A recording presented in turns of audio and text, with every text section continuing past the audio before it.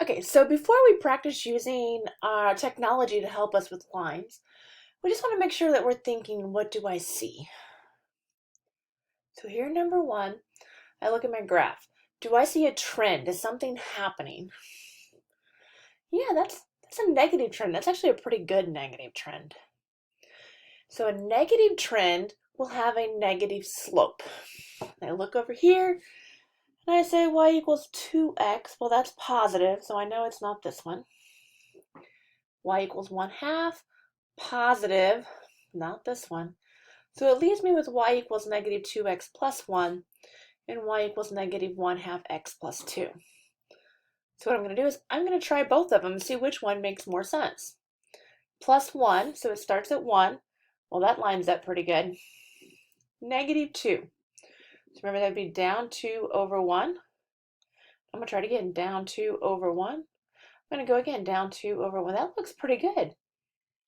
So let's try our second one here. Let's try starting at 1 and then negative 1/2. So that'd be down 1 over 2, down 1 over 2. And as you see, these points are nowhere near my scatter plot. Therefore, the line of best fit would be C.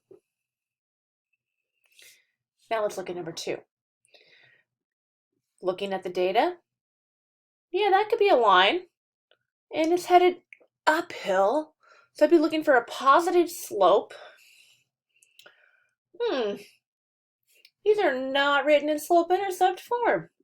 These are written in standard form. So the only thing I could talk about here is the x and y intercept. And you can use the x and y intercept. We know how to do that. Plug 0 in for each one and find them. But I have a 20 here. Is 20 divisible by 3? Not evenly. So I think what I want to do is I want to turn all of these into slope-intercept. So I'm just going to practice that over here. For A, my slope-intercept, because I have 3x minus 4y equals 20.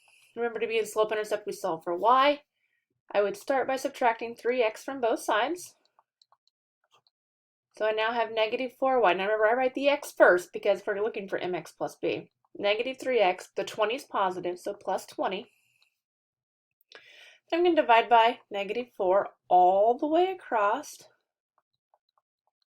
And so y would equal, that looks like positive 3/4 x minus 5.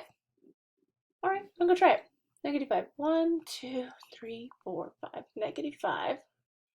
Up 3 over 4. Up 3. 1, 2, 3 over 4. 1, 2, 3, 4.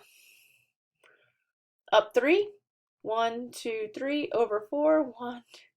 I feel like I'm getting further away from my line. I don't think A is the answer. So I'm going to pause the video. I want you to keep working and see if you can find the correct answer. All right, so I've already worked out B, C, and D. We've decided it's not A.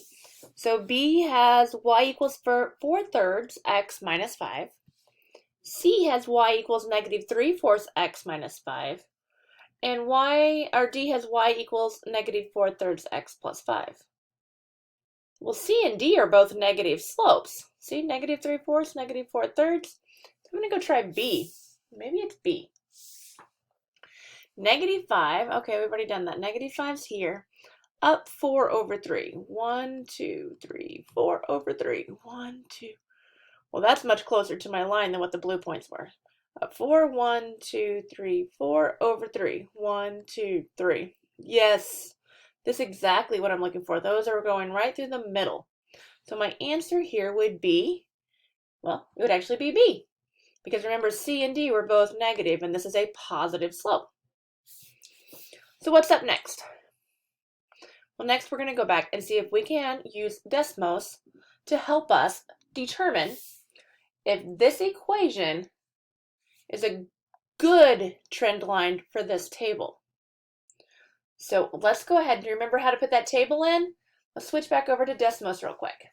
Okay, so the first thing I'm going to do is I'm going to X out of everything I already had on here. I want to start with a clean graph. And if it's all out of whack, like you've been zooming in and out, just hit that little home button. It'll take you right back to your origin. And then we're going to input this table. So table, and then I'm going to type in my x and y that I've been given. So I've got -4. Now I like to do it this way. You could do it however you like. I stay better on track when I do all my x's and then I do all my y's. But however you want to do it, make it happen. So -18, -13, -10,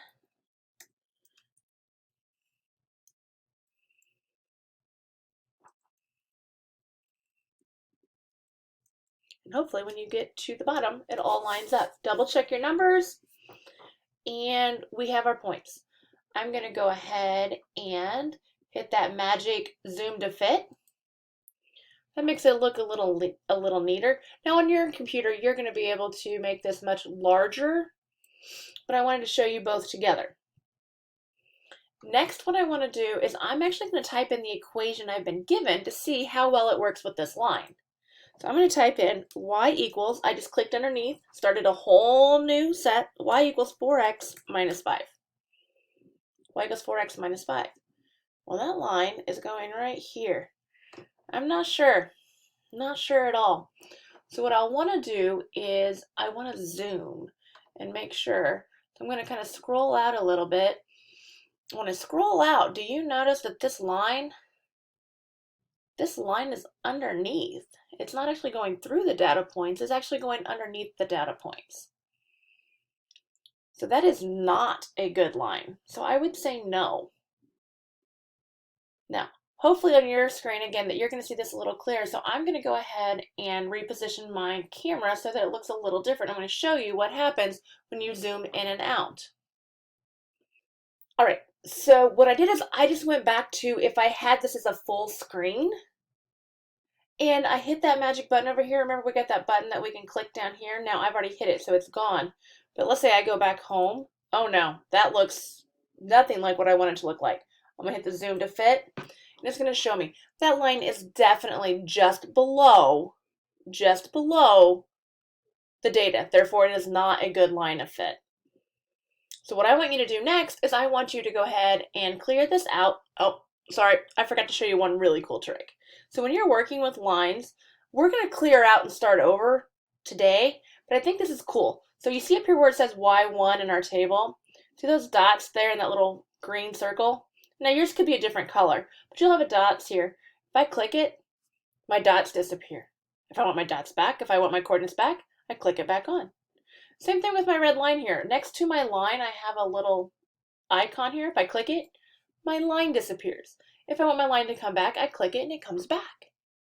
Just some really cool stuff. What I want you to do though, I want you to X out of here and try the next one.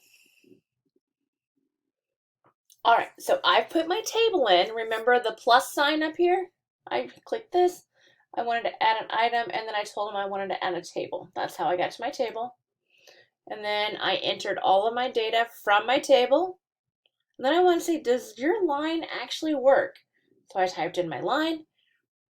Yeah, that line goes right through the middle of my data, doesn't it? That means that that is the line of best fit. Now let's say it didn't and you're like, oh, what do I do? Remember, we have that fancy formula that we can type in where we say y sub 1, and then we use the approximate, that little wave, and then we say, okay, mx1 plus b. And it gives us all of this information. Here's our m, 6.16667, so that's just rounded, and that's pretty close to 6. And then our real b would be b equals 3.38889. That's pretty close to 4. So this actually is a really good line of fit.